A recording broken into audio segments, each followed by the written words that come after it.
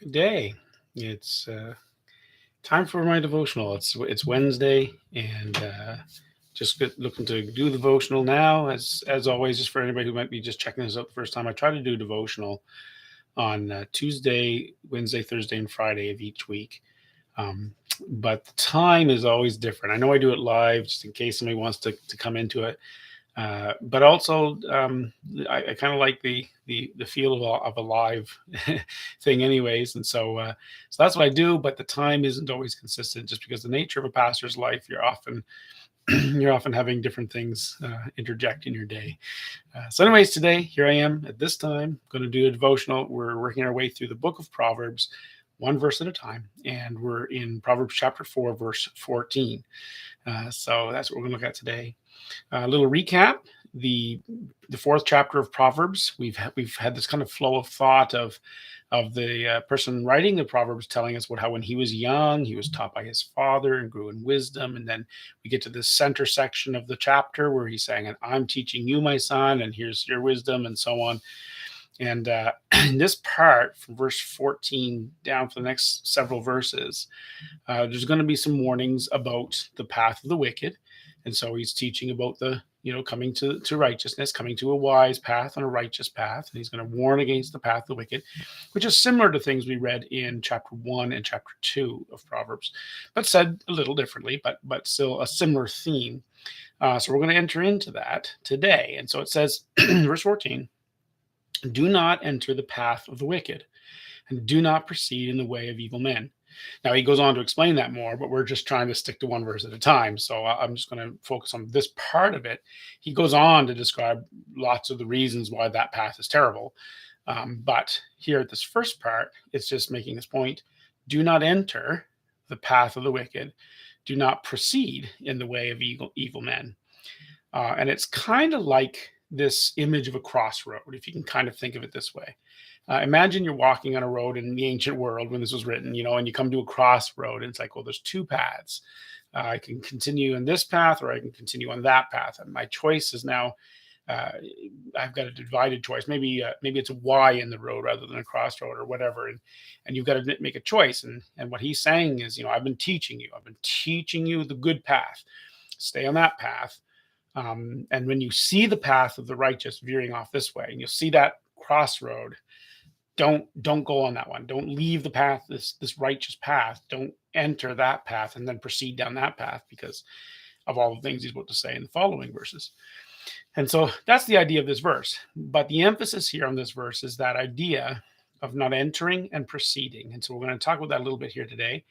Don't enter it and don't proceed in it. A modern way of looking at that same image might be like the idea, if you drive in a city or something, or you drive on your highways wherever you live, if you have, I don't know if you have these interchanges between a highway and another highway or another road where there's an exit and maybe an overpass or something, and you think, well, if you ever driven along and it's like, this next exit is to this place, and you're like, oh, is that where I want to go? But there's another exit under the overpass that goes the other way. And it's like, you got to pick the right one. If I go in this one, I'm going that way. And if I go under the overpass and then on, I go that way.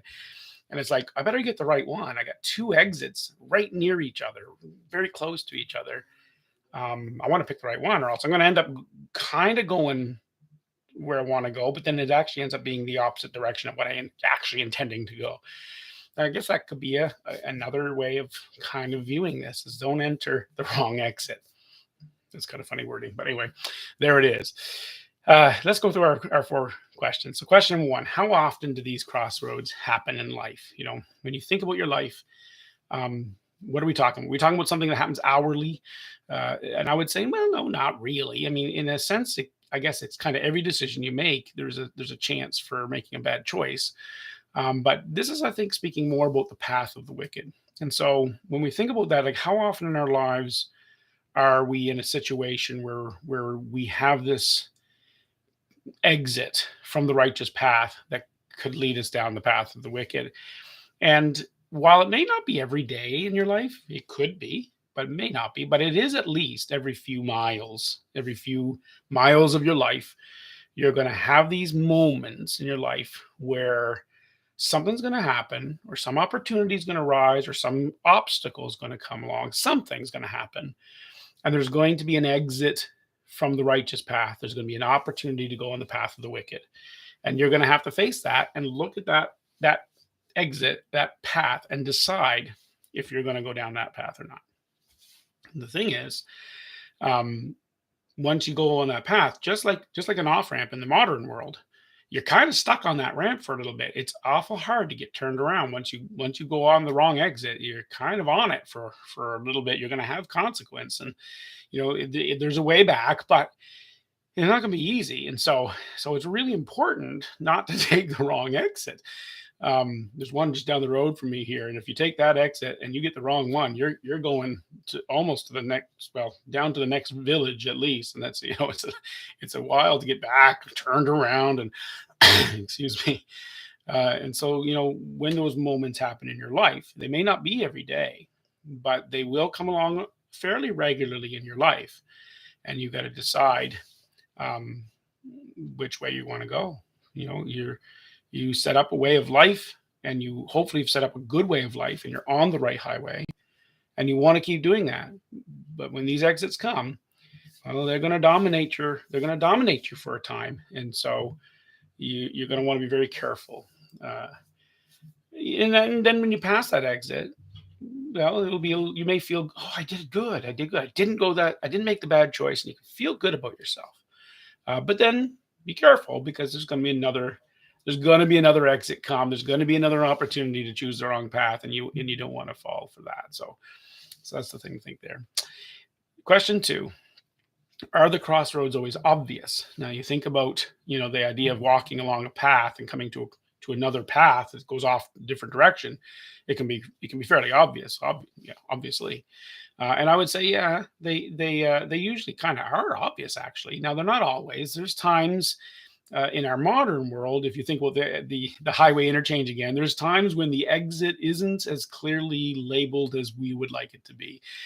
Somebody thought that they put a good road sign up, but we're like, yeah, it's not quite. No, what is it? Is it this one or that one? I was driving in Toronto once, and I got myself so confused because I saw a sign for where I wanted to go, but it was over on the express lanes, and I'm like, well, is that? Do I have to be over there? And I got myself all confused. And that can happen in life. We can find ourselves in times and places when it's not so obvious what the right choice is, but we usually are struck by the choice, and then we can at least know, I have to make a choice here, which should alert us that I need to think about this. I don't want to choose the wrong path. Now often it's actually very obvious. There's something that'll happen in your life, or some course of action, and if you're in a relationship with God, then His Holy Spirit in you is going to alert you to, hey, are you making a right choice? Is this a godly choice? Your conscience is gonna twinge, or you're gonna have a sense of, I don't know that this is right, and you're gonna have to listen. And it's almost like an alarm bell saying, hey, hey, hey, wait, now, don't just make this choice quickly. Think about what you're doing. Are you going to make the right choice? Don't go down the path of the wicked here. And so you want to think that way. Usually the problem in our life isn't detecting the moments of those choice. That's usually actually not that hard.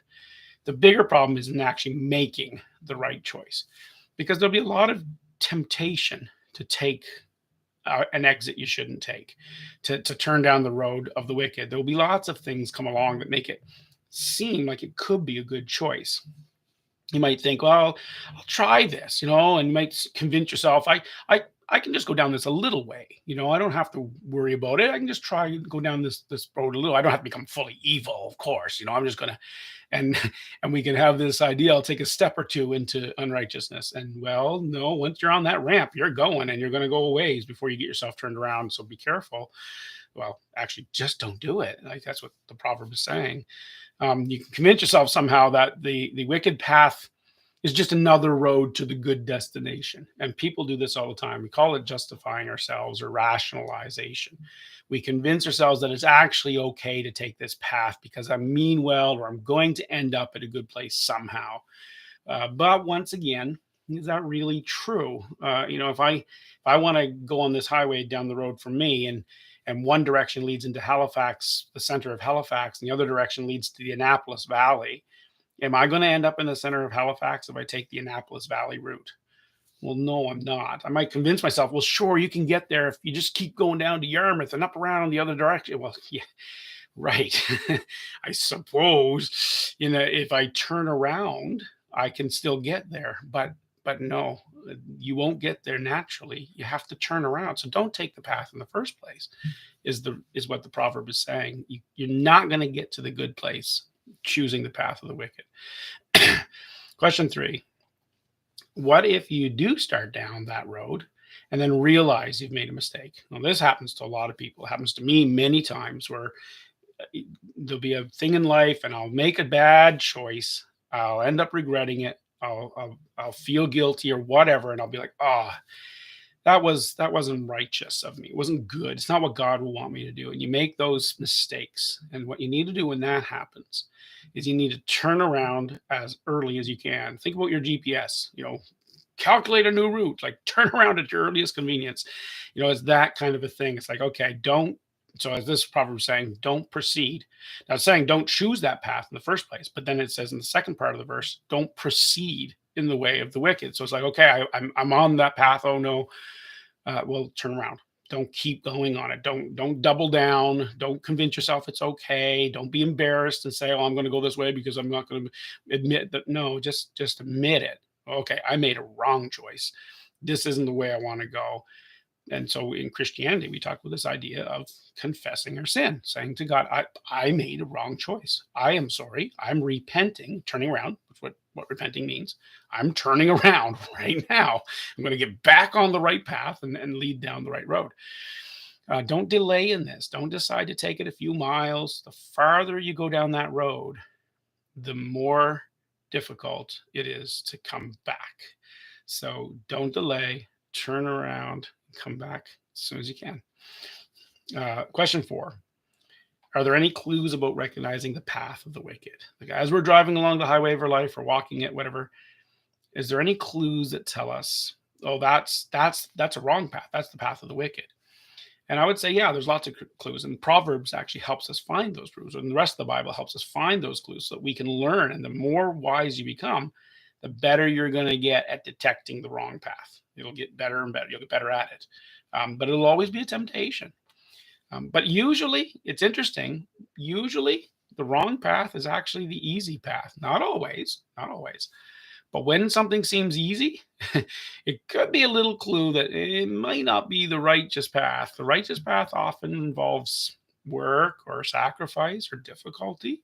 It's worth it, but it can be a hard path sometimes. And so the wrong path is often easy. It's usually crooked in that it doesn't have a nice straightness to it. And it tends to be well traveled. And that's a sad fact. But one of the clues you might not be on the right path is just noticing how many people in the world travel it.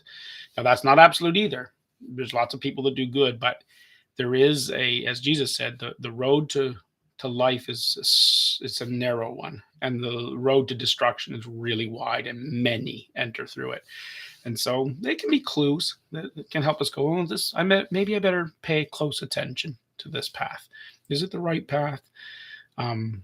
That's why we need to, as we said in yesterday's devotional, take hold of instruction, grasp it, because it'll help you discover the path you should be on and avoid the one you shouldn't. So that's it for you today. Your question, are you at another crossroads in your life? Well, don't enter the path of the wrong, of the unrighteous. Are you on the wrong path in your life? Don't proceed on that path. Turn around. And so do a little self-examination today. And God help us do it, I pray. Lord willing, we'll see you tomorrow for the next vote for verse 15. Have a great day.